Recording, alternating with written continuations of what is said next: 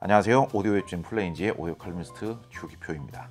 오늘은 북실프 스피커에 대해서 이야기를 해보도록 하겠습니다. 북실프 스피커, 책장에 넣을 수 있는 사이즈의 스피커를 말하죠. 그리고 북실프 스피커보다 더 큰 스피커는 플로어 스탠딩 스피커 혹은 톨보이형 스피커라고 부릅니다. 그리고 톨보이형 스피커라는 것은 키가 큰 어린아이 정도 사이즈다. 그러니까 마찬가지로 한 1m에서 1.2m 이런 정도 되는 스피커를 보고 또 톨보이형 스피커라고 이야기를 합니다. 그런데 제가 오늘 북실프 스피커에 대해서 이야기를 하면서 여러분들에게 꼭 강조하고 싶은 이야기가 있습니다. 음질의 선호도나 좋은 음질의 기준이 몇 가지로 해석이 될 수는 있겠죠. 그런데 우리나라의 경우에는 중저음이 많이 나와서 소리가 좀 답답해지는 사운드보다는, 소리가 좀 느려지는 사운드보다는 중고음이 깨끗하게 나오는 사운드에 좀 더 빨리 반응을 한다. 좀 더 우선적으로 반응을 하고 그런 사운드를 훨씬 더 선호한다. 심지어는 무게가 70kg, 80kg 이상 되는 스피커를 사용을 하더라도 소리가 답답해지는 것을 원치 않으셔서 중저음이 안 나오는 것을 바라시는 분들도 의외로 많더라는 것이죠. 시각적인 느낌에 있어서는 부피가 큰 스피커를 더 선호하는 경향이 있다 보니까 톨보이형 스피커를 더 많이 선호들을 하시는 것 같아요. 그런데 제가 단호하게 말씀을 드리자면은 5.5평 미만의 방에서 오디오를 할 거라면은 대부분의 경우에는 톨보이형 스피커보다는 북실프 스피커가 훨씬 유리합니다. 국내에서는 북실프 스피커를 더 선호하시고 북실프 스피커를 더 우선적으로 사용해야 되시는 분들이 굉장히 많다라는 거예요. 아파트 거실에 아무리 좋은 오디오 시스템을 놔뒀다고 하더라도 아파트 거실에서 원하는 만큼 이렇게 음악을 튼다거나 아니면 영상과 관련해 가지고 음향을 사용을 한다거나 오디오 기기를 사용한다거나 이런 경우에 좀 뭔가가 좀 부담스러운 느낌이 있지 않습니까? 원하는 만큼 볼륨을 올리는 것 자체가. 그런데 톨보이형 스피커는 특유의 울림이 있기 때문에 볼륨을 올렸을 때 좀 부담스러운 면이 있을 수 있지만은 방 안에 들어가서 내가 뭔가 영화를 한 편 좀 소소하게 본다거나 음악을 듣는다거나 아니면 게임을 한다거나 이렇게 했을 때 북실프 스피커를 사용을 했을 때는 그런 부담이 한결 줄어들죠. 초보자분들이거나 아직 오디오에 대해서 경험이 많지 않은 분들일수록 만능을 추구하세요. 그런데 어느 정도 오디오를 해보신 분들이라면 만능, 무조건이라는 것은 없다는 걸 아시죠? 중고음도 깨끗하고 해상력도 좋아야 되지만은 중저음도 풍부하고 강력하고 깊이 있는 사운드야 그게 좋은 사운드 아니야?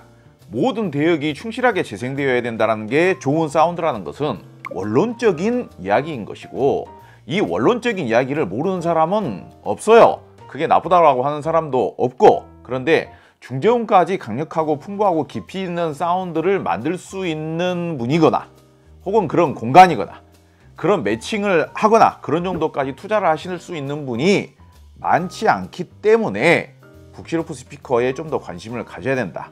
그리고 선명하고 해상력 좋은 사운드를 느끼기 위해서는 무턱대고 부피가 큰 스피커를 기르시기보다는 북실프 스피커가 훨씬 더 유리하기 때문에 북실프 스피커를 사시는 게 더 좋을 수 있는 경우가 많다라는 이야기를 하는 것입니다.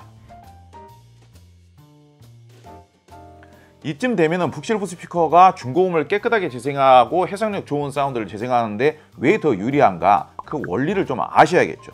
이렇게 한번 생각을 해보세요.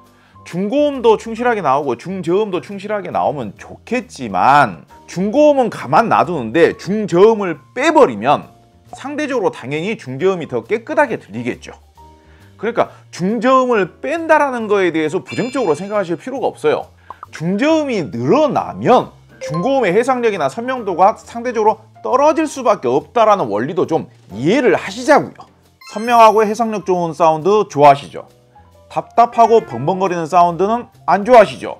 자, 선택을 하셔야 됩니다. 둘 다 완벽한 사운드를 만든다는 것은 돈도 많이 들고요, 공간도 좋아야 되고요. 여러분이 초보자이시면 안 돼요. 초보자분들께서 또 착각하시는 것 중에 대표적인 게 남들이 좋다고 했던 제품 하나만 사면은 그 브랜드와 그 명성과 그 제품을 정말 음질 좋게 사용을 했다라고 하는 경력이 10년, 20년 되는 마니아가 누리는 것을 나도 똑같이 누릴 수 있을 것이다 라고 착각들을 하시는데, 유명 스피커 하나 샀다라고 해가지고 그 사운드를 똑같이 누릴 수가 있는 게 아닙니다.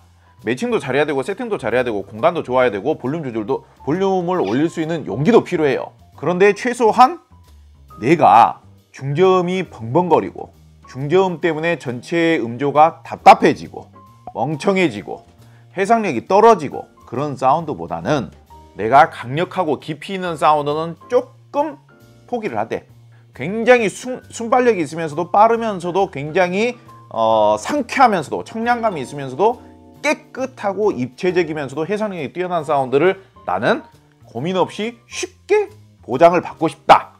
그럴 때는 무조건 북실프 스피커가 훨씬 더 유리하다는 점을 꼭 기억하시기 바랍니다. 이 포기를 한다라는 말을 아직 경험을 안 해보신 분들 입장에서는 굉장히 심각하게 받아들여질 수도 있는데요. 제가 수많은 경험을 해봤는데요. 아주 거구처럼 큰 대형급 스피커에서도 그냥 중고음만 깨끗하게만 나와줘도 열에 7분 정도는 뭐가 문제인지 인지를 못하세요. 구동하기가 어려운 대형 스피커 같은 경우에 앰프를 약하게 사용하면 정말로 구동 자체가 안 되어서 저음이 안 나오는 경우가 있는데요. 북실프 스피커 같은 경우 지금 이 스피커들 같은 경우는 지금 우퍼 유닛이 5.25인치 그 정도 되거든요. 이 제품은 약간 더 작아 보입니다. 구동 자체가 그렇게 어렵지는 않기 때문에 구동이 안 되어서 기본적으로 설계되어 있는 정도의 저음도 아예 안 나와버리는 경우는 거의 없죠. 사이즈에 걸맞는 저음은 오히려 구동 안 된 대형 스피커보다도 더 잘 나오죠. 그 딥베이스는 안 나올지언정 오히려 통실통실되고 탄력적인 저음은 더 잘 나온다는 거예요. 다른 비유를 쓰자면요, 레슬링 선수가 이렇게 잡고 이렇게 끌고 가는 듯한 그런 파워는 좀 덜 느껴질지 모르겠지만은 권투 선수가 이렇게 스트레이트로 딱 타격감 있게 때리는 느낌, 어퍼컷으로 이렇게 딱 올려서 딱 치는 듯한 느낌, 오히려 그런 느낌은 북실프 스피커가 더 좋을 수도 있다라는 이야기입니다. 그러면서도 앰프 값이 적게 들어간다는 게 장점이란 이야기예요.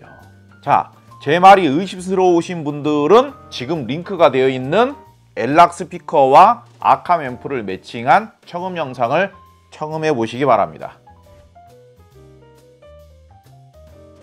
정말 강력한 저음도 함께 들어보고 싶어 라고 하시는 분들은 서브우퍼를 잘 활용해 보시면 됩니다. 물론 서브우퍼를 매칭한다고 해서 100% 모든 게 다 해결되는 것은 아니에요. 서브우퍼를 매칭을 하시게 되면은 서브우퍼에서 따로 그 크로스오버 주파수와 볼륨을 따로 원활하게 조정을 할 수가 있기 때문에 저음이 좀 없어도 되는 경우에는 서브우퍼의 볼륨을 줄이면 되는 거고, 내가 오늘 뭔가 강력한 힙합 음악이나 테크노 음악이나 댄스 음악이나 EDM 음악이나 아니면 클래식을 좋아하시는 분들도 굉장히 우렁찬 저음을 느끼고 싶다. 그럴 때는 서브우퍼 볼륨을 올려주시면 되겠죠. 그렇게 탄력적으로 조정해가면서 사용할 줄 아셔야 되는 거예요.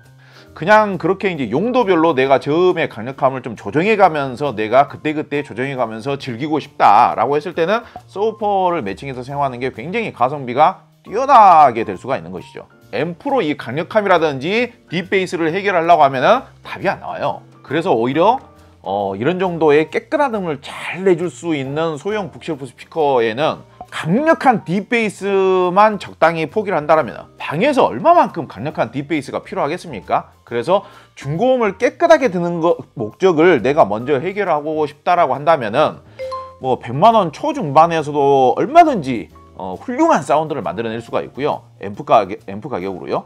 한 200만 원 내외 정도만 하더라도 큰 별다른 아쉬움이 없는 그런 사운드를 만들 수 있는 앰프 매칭이 가능하다는 이야기입니다.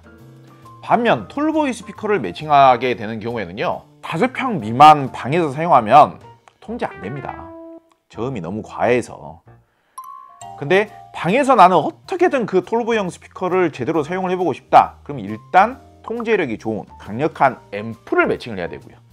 방금 제가 말씀드렸던 100만 원 초반에서 100만 원 중반, 한 200만 원 정도 되는 앰프로도 이런 정도의 북실프 스피커는 굉장히 훌륭한 사운드를 만들어낼 수 있다라고 말씀을 드렸는데, 예컨대 드라이브 유닛이 4개나 탑재가 되어 있고 우퍼 유닛이 6인치가 넘어가는 톨보이형 스피커 같은 경우는 200만 원 미만의 앰프로는 통제 안 돼요.